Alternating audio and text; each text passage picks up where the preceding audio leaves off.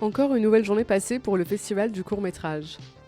Hier, à l'espace Laure Écart, collégiens et lycéens sont venus découvrir les métiers du cinéma et de l'audiovisuel.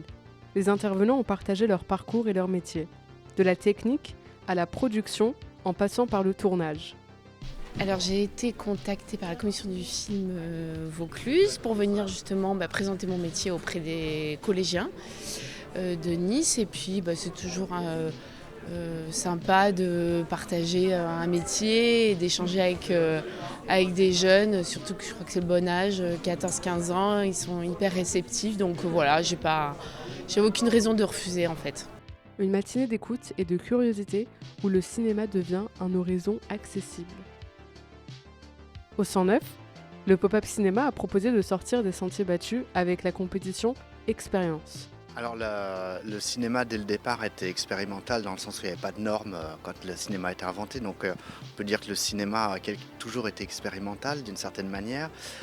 Aujourd'hui c'est des choses qu'on voit effectivement un peu moins souvent à cause de ce qui est diffusé à la télévision est moins expérimental. Mais par contre l'expérience est toujours capitale. Les artistes et les réalisateurs ont toujours eu un grand plaisir de détourner les objets qu'on leur donne et les codes qu'on leur donne. Les compétitions comme ici, Expérience, permet un petit peu de donner un coup de projecteur sur ce genre qu'on voit pas assez souvent mais qui est primordial. Pendant ce temps, au cinéma variété, la séance Ciné-Santé a proposé un programme sur la thématique de la santé. On a fait le film dans le but de raconter une histoire, de faire un film. On ne s'est pas du tout posé la question de la prévention.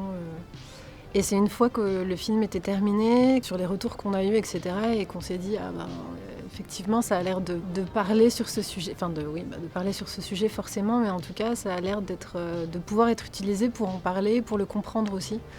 Comprendre le mécanisme qui fait qu'on tombe dans un burn-out, comprendre ce qui se passe dans la tête d'une personne qui passe par là. Et c'est pour ça qu'on s'est mis à développer ces ateliers et qu'on s'est mis à proposer ces activités autour du film. Dans la soirée, le programme Animation vient terminer la journée avec la participation de la réalisatrice May Kindred Barthley, qui a présenté son film The Eating of an Orange. Lots of doing really weird movements on my own in my studio. I'm being like...